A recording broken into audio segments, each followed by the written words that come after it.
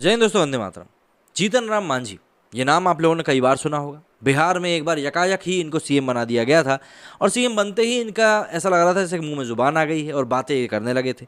कई बार जीतन राम मांझी ऐसे बयान दे देते हैं जिन बयानों के चक्कर में वो विवादों में भी आ जाते हैं, और ये विवाद कोई छोटे मोटे नहीं होते, विवाद काफ़ी बड़े हो जाते हैं।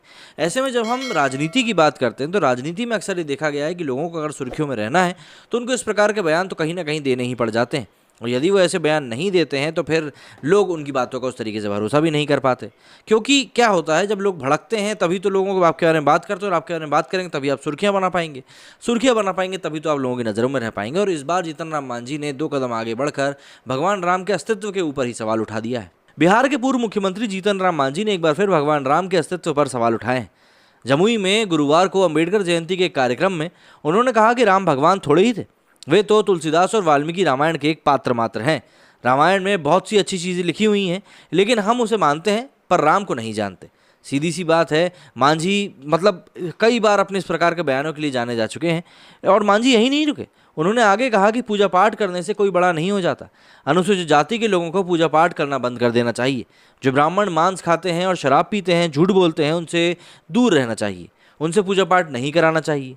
शबरी के झूठे बेर तो राम ने खाए थे, आज हम लोगों के यहाँ कोई खाना खाकर दिखाए तो समझे। सवर्ण और उच्च जाति के लोग भारत के मूल निवासी नहीं हैं, ये लोग बाहरी हैं। हिंदुस्तान आवाम मोर्चा हम सुप्रीमो मांझी का भगवान राम, हिंदू धर्म और ब्राह्मणों पर दिए गए बयानों का मामला कोई नया नहीं है। वो पहले भी कई बार ये बातें कह चुके हैं। बीते साल दिसंबर महीने में ही उन्होंने ऐसे ही एक बयान के बाद बड़ा हंगामा हुआ था। बाद में उन्होंने पटना में ब्राह्मण भोज का कार्यक्रम रखा था।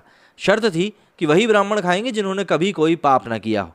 मांझी के इन बयानों को एनडीए गठबंधन में सहजता से नहीं लिया गया था। भाजपा समेत घटक दलों ने इशारों में ही उन्हें नसीहत दे दी थी, लेकिन उसके बाद भी आप देखिए जीतन राम मांझी का एक और बयान निकलकर सामने आ गया।